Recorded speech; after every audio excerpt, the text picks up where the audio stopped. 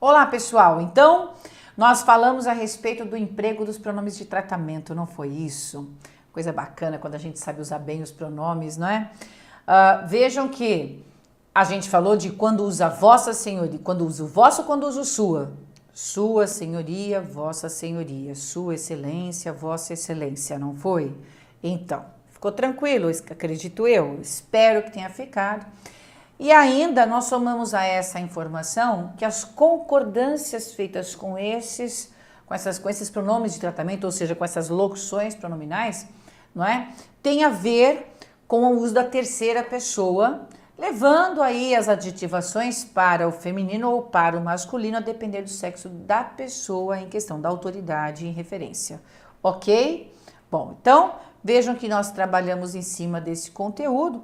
E agora a gente vai falar sobre os pronomes ainda de tratamento e a quem eles se referem e quais os vocativos que essas autoridades devem receber. Então, em primeiro lugar, vamos lembrar que vocativo numa correspondência significa o seguinte, ó. Significa que a gente usa logo no começo da correspondência dizendo assim... Vamos lembrar de quando nós éramos crianças lá na escola, a gente estava aprendendo a fazer correspondência, cartinha, lembra? Então a gente escrevia para a avó, para a mãe, para o irmão, para o tio, para o namoradinho, enfim. Eu gostava de escrever para minha avó. Então eu colocava lá o local e a data, depois eu colocava minha avó querida, vírgula. Não era assim? Olha lá, minha avó querida, vírgula. Vai para outra linha e põe os dois dedinhos, faz o parágrafo. Não é assim que a gente fazia? A senhora está bem? Estou escrevendo esta cartinha para saber como você está, se os seus passarinhos estão bem, parará, parará, parará. Então, lá em minha avó querida, ou vovó, não é? O que eu estava fazendo? Eu estava usando o vocativo. O vocativo, a palavra vocativo vem do latim, o verbo vocare, que significa chamar. Por isso que a gente usa invocar, convocar, não é? Porque todas essas palavrinhas têm relação com o chamar, certo? Então, em gramática, quando a gente chama alguém, essa expressão que tem a função de chamar a atenção da pessoa para depois a gente falar o que a gente deseja, se chama vocativo, ok? Muito bem, então os vocativos em determinadas correspondências, né, aparecerão para que a pessoa tenha a sua atenção chamada e aí depois virá o texto que na verdade é o que se pretende passar para ela como mensagem, tá certo? Bom, então aqui nós vamos ver o seguinte, a gente vai ver dentro da nossa estrutura presidencialista quem é Vossa Excelência, quem é Vossa Senhoria, quem é Vossa Magnificência ou sua, né? Para que a gente possa ter o discernimento disso e saber as referências desses pronomes, ok? Isso pode muito bem ser cobrado. Veja bem, então o que a gente tem aqui, ó. Quem é Vossa Excelência? Quem tem um cargo de excelência, né? Quem é excelente o suficiente para poder ser tratado por Vossa Excelência ou Sua Excelência?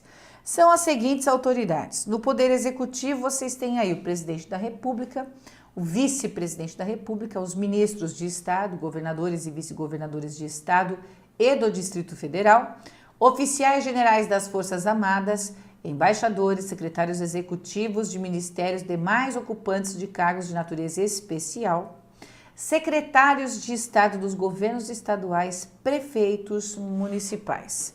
Nós podemos entender, então, que Vossa Excelência se refere apenas às altas autoridades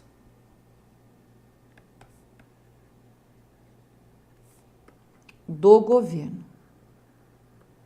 Somente do governo. Excelência é só quem ocupa cargo público. E o que seriam as altas autoridades? Se vocês observarem bem, são as autoridades para as quais a gente vota, certo? Então, isso aqui tem a ver com o voto e tem a ver com o QI. O que é QI? Quem indica. Porque, vejam, são os cargos de natureza especial, secretários de Estado. Então, entram aí também os executivos de ministério, secretários executivos de ministério, são todos cargos de confiança, gente. Para ocupar um cargo de confiança, tem que ter quem o indique, né? Agora, vejam, estou simplificando só. Quando eu falo do voto, né, para as autoridades para as quais a gente vota, eu estou excluindo aí o vereador. Vejam que o vereador não aparece nesta lista, apesar de ele receber votos também para poder ser vereador, né? É que o vereador, tadinho, ele pede chinelo, a não ser que ele seja presidente da Câmara, aí ele é chamado de excelência. Vejam, no Poder Legislativo nós temos os deputados federais e senadores, são ainda para os quais a gente vota, os ministros do Tribunal de Contas da União, os deputados estaduais e distritais, conselheiros dos tribunais de contas estaduais, presidentes das câmaras legislativas municipais. Então, quem que é presidente da Câmara? É o vereador. Então, o vereador, quando o presidente da Câmara, é excelência. Mas, do contrário, notem que ele ainda não apareceu na lista, porque ele não é excelência, certo? E no Poder Judiciário, nós temos os ministros dos tribunais superiores, então, o ministro de ordem geral é excelência, como vocês puderam perceber, né? Membros de tribunais, juízes e auditores da Justiça Militar, certo? Então, reparem que os únicos que prestam concurso são os membros de tribunais e juízes, né? Então, existem aqueles que prestam concurso, mas isso é só no Poder Judiciário. Gente, se prestando concurso a coisa já é feia, digamos assim, por conta do tanto de fraude que acontece, imagina sem o concurso público.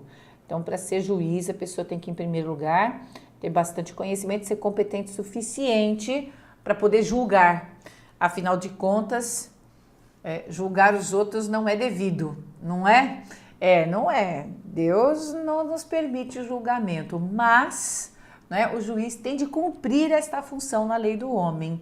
Então, o que acontece é que, para isso, ele tem que prestar um concurso público. O promotor é assim também, né? Então, tirando esses cargos aí, a gente pode notar que as altas autoridades, além destas que prestam concursos, são as altas autoridades do governo e, dentro dessa ideia das altas autoridades, além destes que prestam concurso, o que a gente tem como básico? São aqueles para os quais a gente vota ou aqueles que têm indicação por uma questão de cargo especial, certo?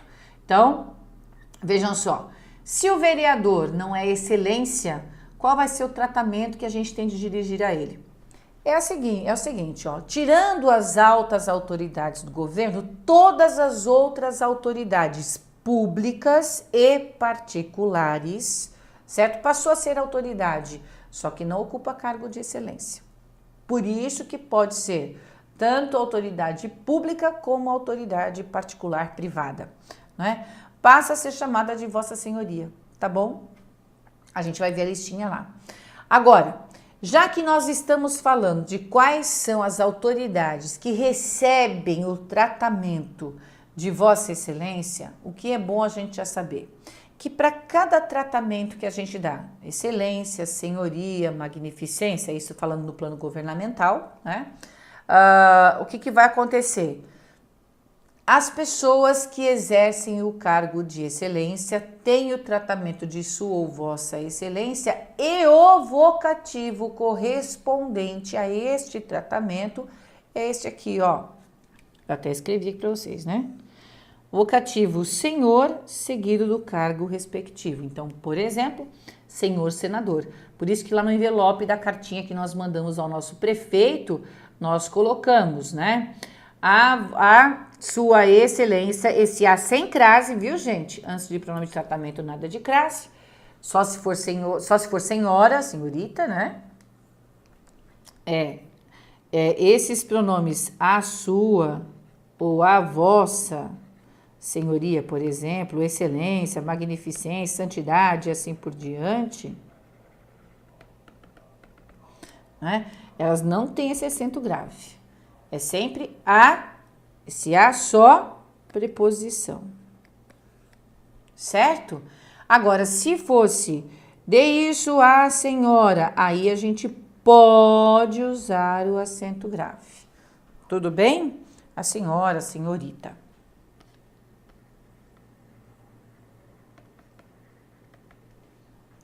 Aqui não tem nem reticência, né? Tanto é que se a gente colocasse a senhora no masculino, ou masculino de senhorita, seria ao senhor. Certo? Seria ao senhor. Veja, tem o AO aí, né? Tem o AO. Ao senhor, quer dizer que tem a preposição mais o artigo, que é o que acontece aqui. Deixa eu me pôr aqui em cima. Olha lá, no masculino, a gente vai pôr AO. Beleza? Olha lá, ao senhor. Então, se entrou a O, entra a A. Não é que a gente junta os dois e põe acento grave. Beleza? Bom, então vejam, lá na nossa cartinha para o prefeito, a gente pôs a sua excelência, senhor prefeito José da Silva. Por que senhor prefeito? Porque como nós estávamos fazendo uma correspondência para um prefeito, certo? E ele é tratado por excelência, as referências a ele, incluindo o vocativo, terão o senhor mais o cargo que ele ocupa. Por isso que no vocativo, pura e simplesmente, a gente diz, senhor prefeito, tudo bem? É assim. Dentro ainda desse conjunto de autoridades que são de excelência, estão os chefes de poder. Então, a gente continua aqui no tratamento de excelência, certo? A gente continua no tratamento de excelência, ó. Aí, o que acontece? Aqui atrás, nós falamos de todos os cargos de excelência, com exceção dos chefes de poder, tá bom? O vocativo para essas autoridades de excelência será o senhor mais o cargo que ele ocupa. E para os chefes de poder, que também são de cargo de excelência, nós teremos de acrescentar o excelentíssimo. Então, vejam, excelentíssimo, depois vem senhor, e aí o cargo que a pessoa ocupa. Tá certo? É isso, ó. Então, vejam, todos esses de que eu falei até aqui são chefes de poder, certo? Ou, desculpa, são todos autoridades de excelência, certo? Então, para autoridades de excelência, o vocativo é esse, senhor mais o cargo. Se for um chefe de poder, a gente acrescenta o excelentíssimo. É esse o acréscimo que a gente faz no caso dos chefes de poder. Tranquilo? Pronto. Muito bem, então, vamos ver Vossa Senhoria, que como eu disse, Vossa Senhoria, então, vai ser empregada para todas as demais autoridades, certo? Incluindo os particulares. Tudo bem? Vocativo é senhor e o nome da pessoa. Não é mais senhor e o cargo, é senhor e o nome. Tudo bem? Senhor e o nome. Muito bem. Depois, para Vossa Magnificência. Quem é Vossa Magnificência? Magnífico, não é? É o reitor de universidade. Então, os reitores são magníficos. O tratamento que eles recebem tem a ver com essa magnitude deles. Portanto, eles são Vossa Magnificência ou Sua Magnificência do tratamento, tá? E por isso também o vocativo deles é magnífico. Olha que coisa chiquíssima. Magnífico reitor, tá certo? Eu diria que, de fato, magnífico é o salário desses reitores, não é? Se a gente for pensar assim, olhar o Olerite, tão somente o Olerite, um reitor ganha mais que um presidente, não é? Na maioria dos casos. Então, magnífico é o salário deles, tá? Por que eu falei Olerite? Porque eu estou falando do salário real, não estou falando todos os benefícios, porque em custo-benefício, no Brasil os valores são invertidos, vocês sabem disso, né? Ainda tudo de perna para o ar, porque político ganha bem pra caramba, é nosso funcionário, mas são eles que decidem quanto eles vão receber. Não é interessante isso? Pois é. Bom, falando ainda dos tratamentos, o que mais que a gente tem de saber? Lembra que eu disse, o Manual da Presidência da República sofreu uma atualização, né, nos anos de 2000, vamos dizer assim, 2002 para frente, e aí algumas coisas foram alteradas, né? Dentre essas alterações, né, nós temos isso aqui, ó, digníssimo, que é o antigo DD, né? Antigo não, a abreviação DD. Digníssimo está abolido, Vejam, ele está abolido para as autoridades arroladas nesta lista anterior que nós falamos aí, certo? Por que que o digníssimo saiu? O digníssimo não vai ser mais usado, esquece isso aqui, certo? Não tem que ter digníssimo nem dedê, porque a dignidade já tem que fazer parte daquele que ocupa um cargo público, tudo bem? Então passa a ser assim, considerado um pleonasmo, né? Uma repetição equivocada, tudo bem? Também fica dispensado o ilustríssimo, que é, na abreviação, ilmo, né? Ele fica dispensado porque o tratamento senhor é suficiente para aqueles que são vossa senhoria. Perceberam? O que acontece é o seguinte, o digníssimo, ele era usado para as autoridades consideradas de excelência, ok? Então, ele foi abolido, ó. Não é para usar. Se aparece isso num item que você tem que julgar, apareceu o digníssimo, você já coloca errado. Tá errado, não é para ter isso aí. Tudo bem? Não é para ter. Bom, muito bem. E o ilustríssimo seria para as autoridades que são vossa senhoria. Também fica dispensado, basta usar apenas senhor. Como a gente viu no vocativo, por exemplo, é senhor mais o nome, né? Muito bem. E doutor? Doutor, como a gente já falou, é para quem tem doutorado, ou seja, para quem tem esse título acadêmico, ou para os bacharéis em Direito e Medicina, como Dom Pedro instituiu, certo? Nos demais casos, o tratamento senhor já confere a desejada formalidade. Beleza? Isso é importante, hein, gente? Não vão esquecer, ok? Muito bem. E agora, para fechar as comunicações, o que a gente faz? Olha, se a gente pegar documentos mais antigos, não precisa ser antiquíssimos, não. Até do começo aqui, desse nosso século mesmo, a gente vai encontrar muita gente fazendo um fecho maluco, né? De 3, 4 linhas, às vezes maior do que a informação colocada no texto em si, não é? Por conta daquela questão, entre aspas, né? Do puxa-saquismo que eu falei. Né? Espero ansiosamente pela sua resposta, nada disso. Falou o que tinha de falar, como é que se encerra esse documento, como é que se encerra essa correspondência?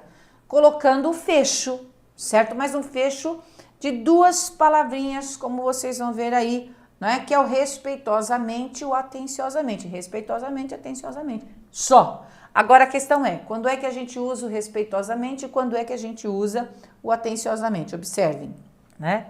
Para autoridades superiores, incluindo o presidente da República, a gente vai usar o respeitosamente, tá vendo?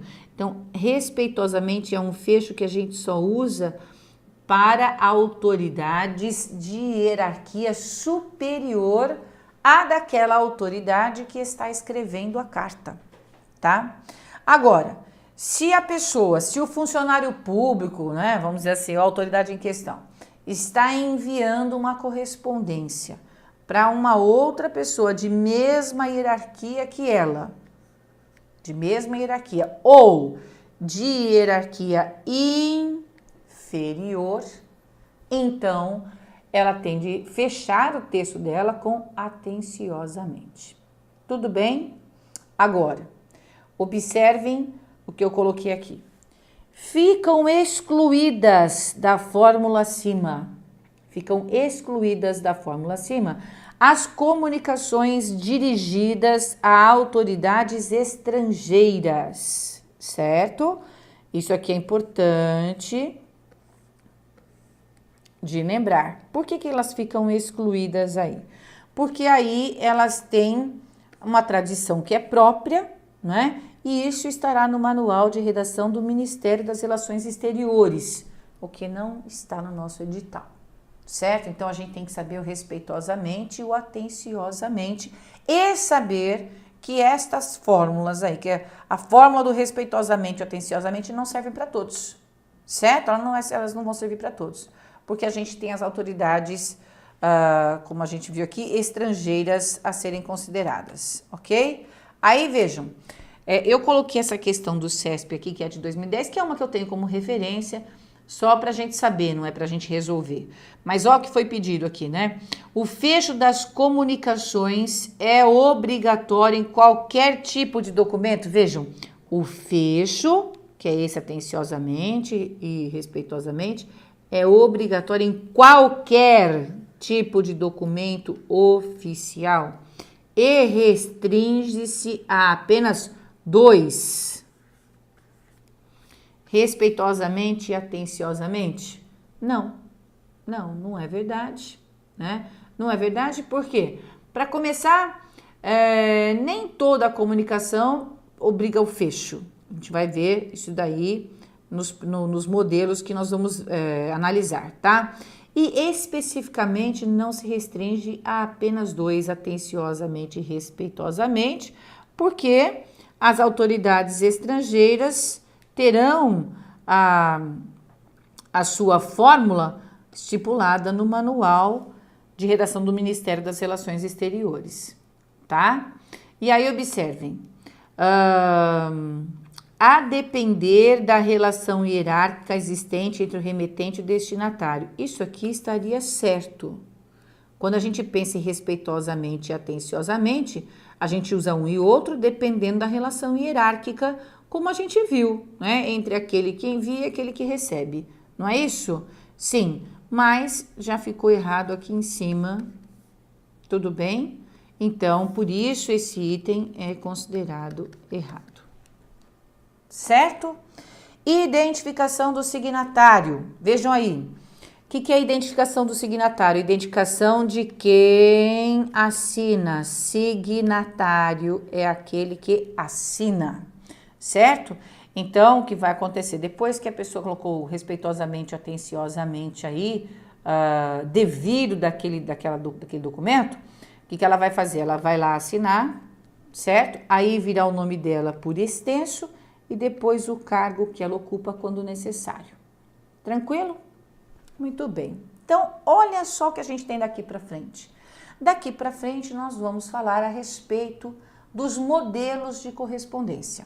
Então, vamos lembrar que até aqui nós vimos as características da linguagem, né, da redação oficial, que envolve a parte de gramática, mas também existe, inclui aí características de uma redação, certo? Mas lembrando que é uma redação que tem que ser pública, né?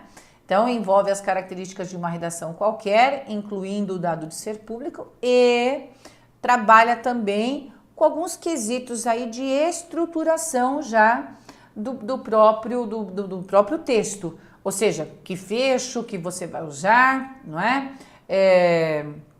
Onde é que você vai colocar, como é que se faz, na verdade, a identificação do signatário. Tudo isso já tem correspondência, já tem uma relação com a estrutura e formatação do texto. Beleza? Bom, além disso, nós vimos os empregos dos pronomes de tratamento, que são muito importantes aí.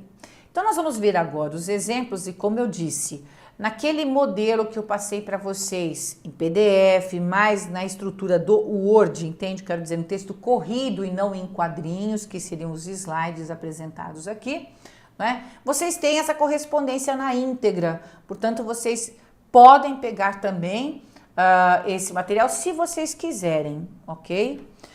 E aí nós vamos abrir a análise dos modelos. Veja o que eu fiz, eu coloquei os modelos aí direto e nos modelos eu vou marcando a caneta cada parte, para que vocês marquem daí também. Professora, mas por que a gente tem que marcar? Só já não poderia ter escrito? Não, quando a gente marca a gente grava, certo?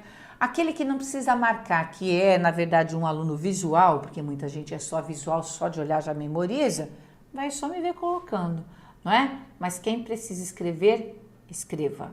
Escreva, porque vai fazer a diferença para você memorizar, tá certo?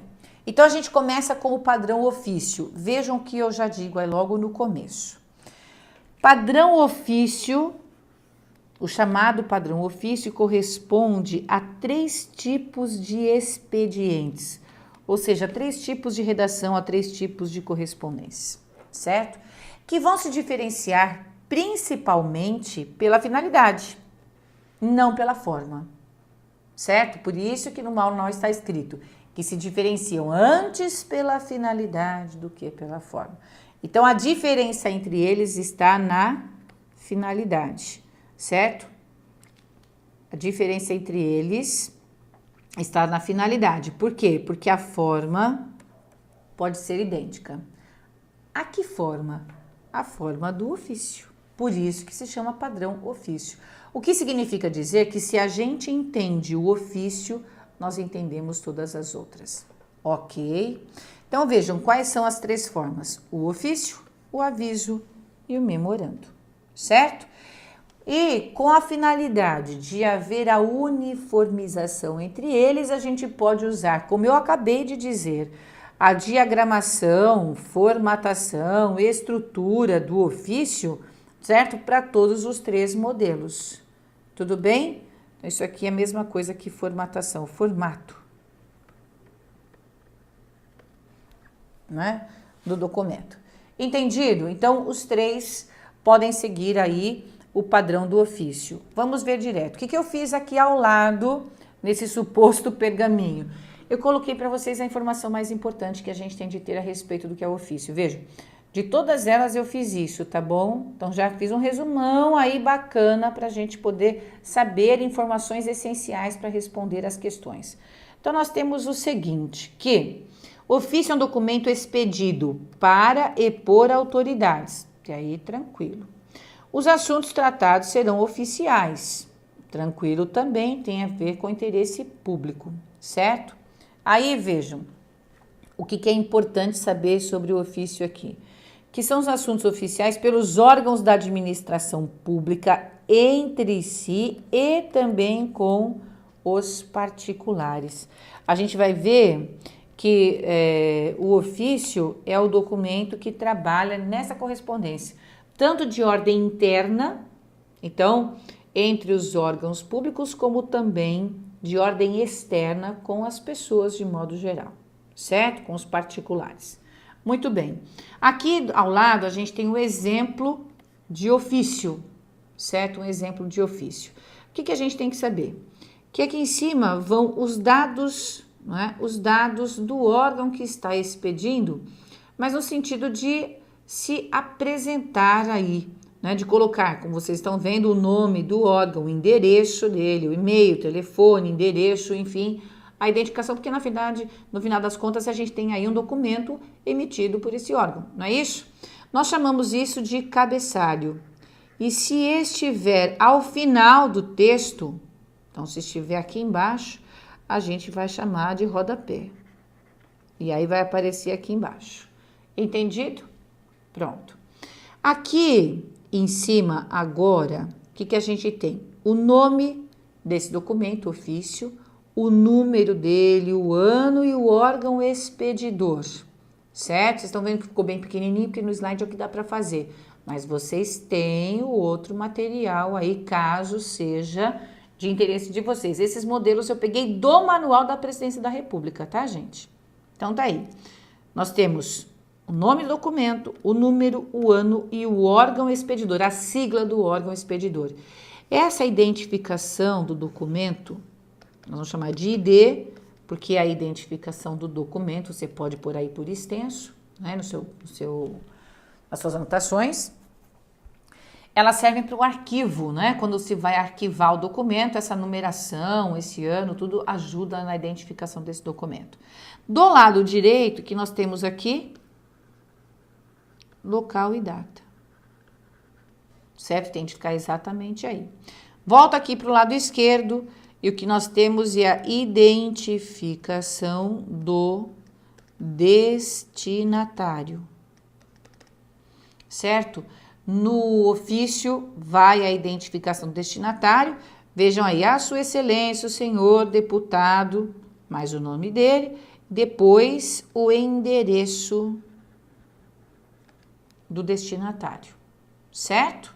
Então, aquilo que a gente põe no envelope vai aí, porque o ofício, por exemplo, pode ser colocado aqueles envelopes que tem o visorzinho.